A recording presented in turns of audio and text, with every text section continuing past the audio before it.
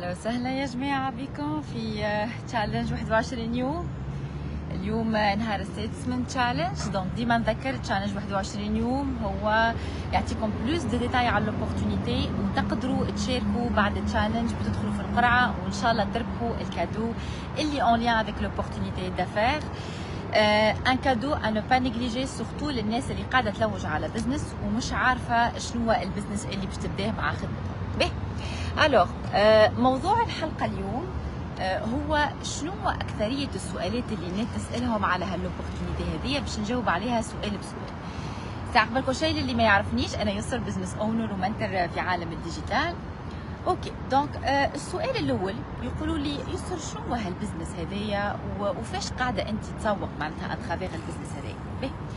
باش نجاوبك على 3 عناصر رئيسيه اللي يتكون من هالبزنس. اوكي، اول حاجه البزنس يتكون من ان بروغرام دو مونتورا. تقولي شنو هو البروغرام دو مونتورا؟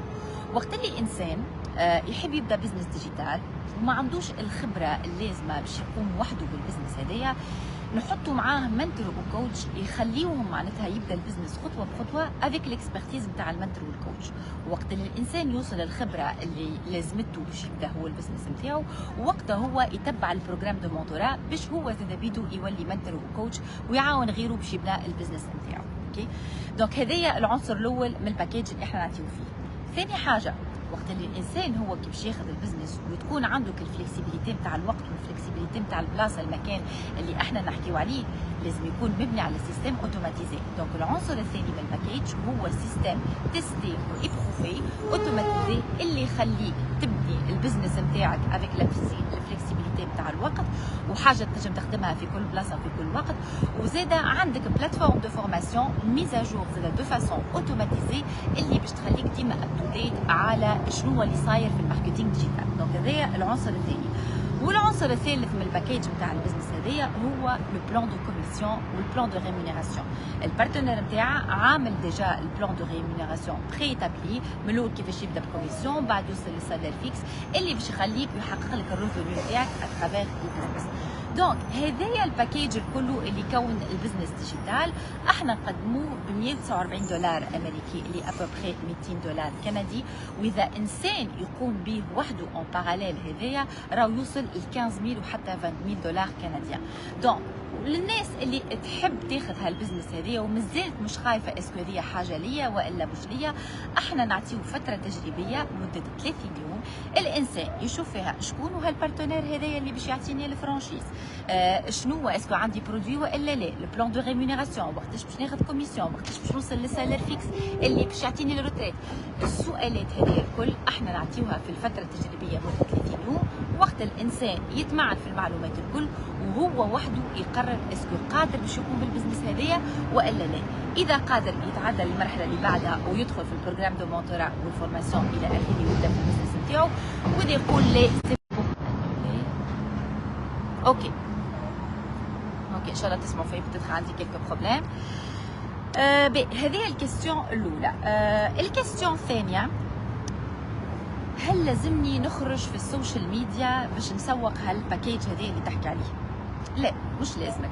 احنا عندنا ديما دو استراتيجي. الاستراتيجي الاولى هي الماركتينغ اتراكسيون، اللي الانسان هو اللي يقرر يخرج على لي ريزو سوسيو. كيما انا قررت نخرج على لي ريزو سوسيو، صحيح حاجه مش سهله من الاول، ما الانسان يخرج من زون دو كونفور نتاعو بور ابورتي بلوس دو كريديبيليتي، واللي يحس روحه ريزيرفي ومازال ماهوش متاهل انه باش يخرج على لي ريزو سوسيو، يختار الطريقه نتاع الماركتينغ سون فيزاج، واللي هي توا توندونس كبيره وبرشا ناس قاعدين ناجحين بهالماركتينغ سون فيزاج باش يخلي اون سيغتين اونانيميتي، ولا كان عنده كونفلي دانتيري مع الخدمه اللي يخدم فيها. هذه الكيستيون الثانيه.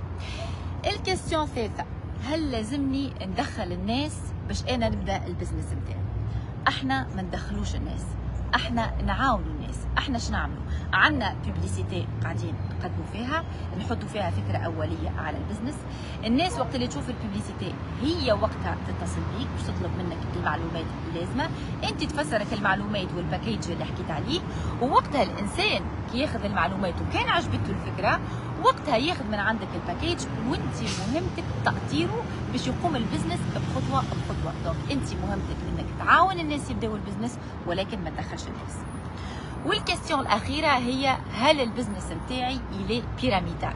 بون هوني باش نفهم نقطة مهمة للناس انهم اللي ما يفرقوش ما بين السيستم دو ريمونيراسيون السيستم دو ريمونيراسيون والسيستم دو لورغانيغرام، ستركتور دو لورغانيغرام وستركتور دو ريمونيراسيون.